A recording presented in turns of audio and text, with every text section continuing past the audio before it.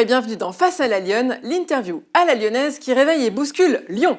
Je suis Alexandra Carracezeli, la fondatrice de l'équipe des Lyonnes, et chaque semaine, je reçois celles qui ont une idée innovante, originale ou insolite pour faire avancer la ville ou la qualité de vie à Lyon. Et si l'égalité se décidait aussi dans les coulisses du pouvoir?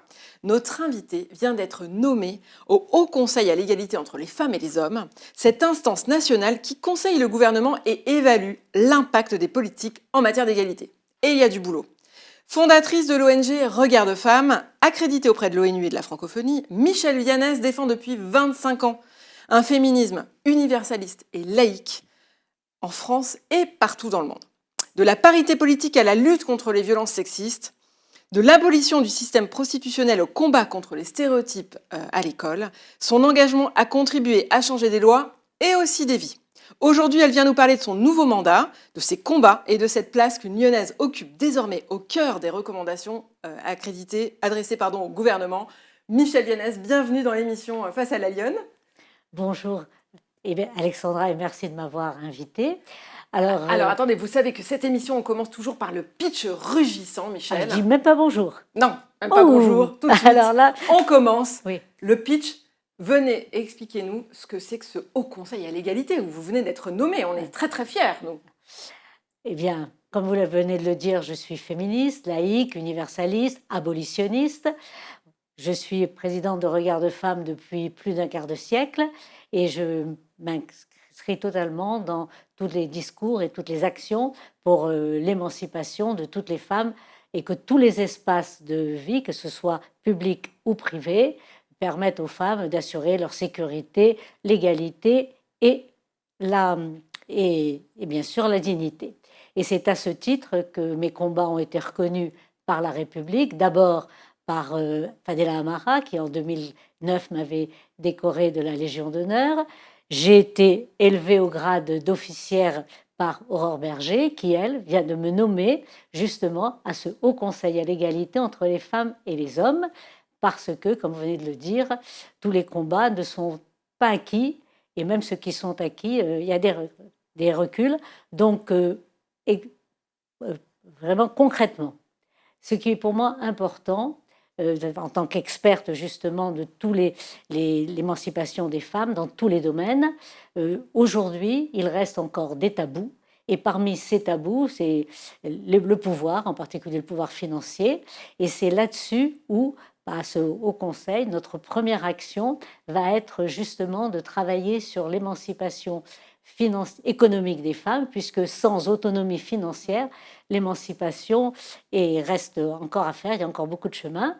Et justement, la commission à laquelle j'appartiens, donc au Conseil, va s'occuper de quelque chose dont on parle très peu, c'est-à-dire qu'est-ce qui se passe pour les femmes et au niveau économique après la maternité.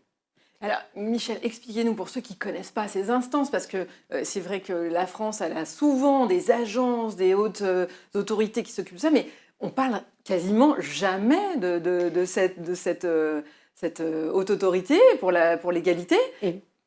Ça consiste en quoi? Ça sert à quoi? Alors d'abord, il faudrait peut-être que les médias en parlent. Alors on en parle, tous les médias en parlent lors d'un rapport annuel qui sort toujours sur le sexisme. Oui. Là, on en parle, mais pas du reste. Et justement, nous voulons mettre l'accent, comme je vous l'ai dit, sur la question de la maternité et son rôle économique vis-à-vis des femmes. Mais c'est beaucoup plus large, puisque ce Haut Conseil, d'abord, il est formé de trois parties, je dirais, les associations. C'est nommé par le Premier ministre. Ensuite, des représentants des instances élues. Bien sûr, l'Assemblée nationale et le Sénat, mais aussi un ou une représentante des collectivités territoriales, que ce soit région, commune, donc le département, ou municipalité. Et quelques experts nommés par la ministre. Et parmi les associations, donc en fin de compte, il y a 20 associations qui sont nommées, dont Regard de Femmes fait partie de ces 20 associations. Et comme c'est la parité, l'égalité femmes-hommes, il y a autant de femmes et autant d'hommes. Donc je fais partie des 10 femmes, puisque 20 divisé par 2, ça fait 10, des 10 femmes qui vont siéger à cette commission. Et donc c'est extrêmement important parce que nous avons géré une triple mission, vous les avez signalé. C'est d'abord de répondre aux demandes de l'État, du gouvernement, sur des points précis, des actions précises. Ensuite, d'évaluer toutes les politiques publiques qui concernent les femmes. Or, toutes les politiques publiques concernent les femmes, puisqu'on est partout. Et ensuite, aussi, on peut être force de proposition sur des thématiques qui ne sont pas, où on trouve qui ne sont pas suffisamment approfondies. Et en particulier, lors des premières réunions que nous avons eues, les membres de la commission à laquelle j'appartiens, qui est, ça va vous étonner le titre, la parité politique, professionnelle et administrative, parce que dans l'administration aussi, il y a beaucoup de progrès à faire, il y a vraiment une marge de progrès. Donc c'est pour ça que nous nous sommes arrêtés, nous allons vraiment faire un travail, je dirais, de fond avec des auditions, des auditions de personnes qui sont sur le terrain, mais aussi de chercheuses et chercheurs, pour voir où se passe, qu'est-ce qui se passe quand il y a maternité, comment c'est réparti entre les femmes et les hommes. Je n'ai pas besoin de vous faire un dessin, voilà, mais je dis bien réparti entre les femmes et les hommes, parce que vous le savez, j'en parle souvent, ce qui est important pour nous, c'est faire sortir les femmes de la maison, mais faire rentrer les hommes dans la maison et s'occuper en particulier de leurs enfants. Et donc, voilà un petit peu notre premier objectif. Alors Michel, on va faire votre portrait, on va parler un petit peu de vous, présenter à nos téléspectateurs et téléspectatrices. J'ai envie de vous poser la question, mais je connais déjà la réponse. Dans la vie, vous êtes plutôt en mode chaton ou en mode lionne, Michel? Alors, honnêtement, je vais vous le dire, hein, ça m'agace d'être mise dans la moindre case. Donc pour moi, ça dépend des moments. Alors, c'est vrai que peut-être ma plus grande, je ne sais pas si c'est une qualité ou un défaut, mais ce qu'on reconnaît, c'est ma fidélité. Généralement, je suis assez fidèle. Bon, mais suivant les situations, par exemple, au moment de la rentrée des classes, j'ai pris une vraie rage. Alors là où je serais plutôt mode lion, hein, et tout ce que vous voulez, parce que j'ai appris que certaines écoles maternelles de la ville de Lyon ne peuvent accueillir les petits la première année de maternelle que le matin de 8h à 10h, le premier jour, et le deuxième jour de 8h à midi. Or, autant je suis tout à fait d'accord qu'il faut un temps d'adaptation pour les enfants, mais autant pour les parents solos, qui sont le plus souvent des mères, eh bien, comment faire quand elles doivent, ce jour de rentrée, pour s'occuper, à la fois garder bien sûr leur activité financière, dont nous avons parlé, qui est fondamentale, et pour leur autonomie, et puis s'occuper des enfants quand on leur change des horaires de cette manière.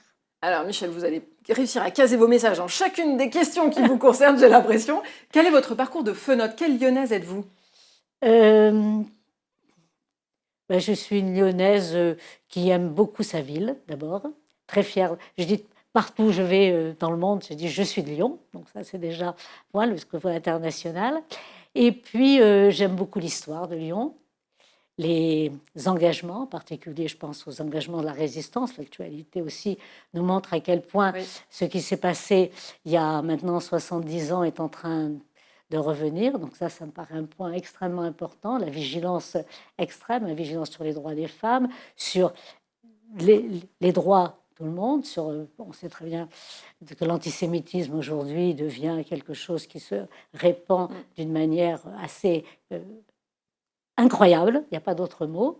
Et donc, voilà un petit peu ce sur quoi, en tant que lyonnaise, je me sens, j'irais, responsable et devoir avoir mon mot à dire. Et votre parcours personnel, parce qu'on vous connaît, vous êtes une figure engagée sur la question des droits des femmes depuis 25 ans, vous l'avez dit, mais avant, vous avez toujours fait ça? Vous êtes toujours occupée du droit des femmes? Oui, en tant que femme, je me suis toujours occupée des droits des femmes. Alors, c'est vrai que je vais vous raconter une anecdote enfant. Alors, pas à Lyon. Je suis née en Tunisie. Et lorsque nous avons quitté la Tunisie, ou juste avant, au moment de l'indépendance, Bourguiba avait libéré son pays et les femmes. Et pour les femmes, il leur avait enlevé le voile. Donc, ce symbole de l'oppression des femmes et de la hiérarchisation entre les femmes et les hommes. Et là, pour moi, c'est quelque chose qui m'a marqué, je pense, parce que je vous le dis, le 13 août de tous les 13 août, et Bourguiba le 13 août 1958, par priorité significative, avant même que la Tunisie soit une république, puisqu'il y avait encore le B, eh bien, il a fait une loi, un panel de lois sur l'émancipation des femmes, qui fait qu'encore aujourd'hui, dans tous les pays arabo-musulmans, la Tunisie est celui où les femmes ont le plus de droits. Très bien, effectivement, un éclairage important. On va parler mâchon ou praline, c'est la rubrique de l'émission, vous devez choisir. Mâchon, c'est le truc qui pique et qui vous agace, ou praline, c'est le truc qui cartonne et qu'il ne faut pas rater en ce moment à Lyon. Alors, étant donné l'heure et que j'ai un petit peu faim, je vais carrément aller sur la praline et sur la tarte aux pralines. Et vous savez quelle est ma pâtisserie préférée à Lyon? Je ne sais pas, mais eh bien, je me doute un petit Tourtillé, place Maréchal Lyoté, où là, ils ont à la fois une tarte aux pralines qui est à se mettre à genoux devant, et puis mon péché mignon, celui pour lequel j'accepte de faire une queue. En général, je fais jamais la queue. C'est à Noël, la bûche au marron. Alors là, j'arrête là parce que je vais vraiment avoir faim. Et d'autres expertises, je vois que le droit des femmes. On aime manger aussi. Ah bah oui, quand même. Eh bien, Michel, je vous propose de nous partager votre coup de griffe de la semaine. Qu'est-ce qui, selon vous, alors rapidement, malheureusement, on n'aura pas le temps de développer, vous l'aurez compris, mais qu'est-ce qui, selon vous, doit être modifié, transformé dans la société aujourd'hui? Alors, c'est quelque chose qu'on voudrait nous imposer. Gabriel Attal vient de ressortir la semaine dernière sur la GPA. Alors, gestation, déjà le terme de gestation, les femmes quand même c'est des grossesses, on n'est pas des animaux, et pour autrui c'est pas vrai, c'est par autrui. Et donc nous parlons de maternité substitution depuis avant 2010.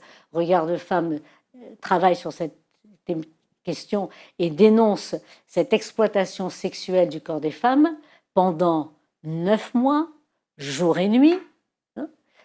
Et on sait aujourd'hui, l'épigénétique est très claire, les échanges qu'il y a entre le bébé et la femme, les cellules qui restent aussi bien chez l'un que chez l'autre. Donc comment est-ce qu'on peut considérer qu'il y ait des GPA éthiques, ça c'est pas vrai, c'est pour habiller quelque chose d'horrible, l'exploitation sexuelle des corps des femmes, c'est-à-dire considérer des femmes qu'on peut acheter, et donc à partir de là, l'être humain, ça ne s'achète pas.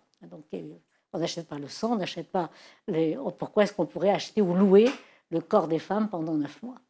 Très bien, Michel. Eh bien, écoutez, je crois qu'on aura compris qu'avec vous, on n'est pas en mal de sujets, que malheureusement, sur la question des droits des femmes, il y a énormément de choses à dire tous les jours dans notre quotidien, et que, message effectivement à toutes les femmes et tous les hommes qui nous écoutent, ces sujets concernent tout le monde et on a intérêt à s'en préoccuper. Michel, merci d'être venu. Je peux annoncer notre prochaine action? J'allais vous demander à quel moment on vous revoit. Alors, on nous revoit Regard de Femmes en novembre à Lyon pour une conférence qui aura pour thématique l'argent au féminin. Et on va analyser les tabous, les leviers qui perdurent. Et puis surtout, on va présenter des leviers concrets pour que les femmes maîtrisent justement leur choix et leur avenir financier. Parce que comme je dis souvent, le pouvoir, ça ne se donne pas, ça se prend. Exactement, et on ira retrouver les informations sur le site de Regard de Femmes. Michel, merci d'être venu partager avec nous cette nomination au Conseil pour l'égalité femmes-hommes dans cette émission. Merci d'avoir suivi, et moi je vous donne rendez-vous la semaine prochaine pour une nouvelle invitée dans Face à la Lionne.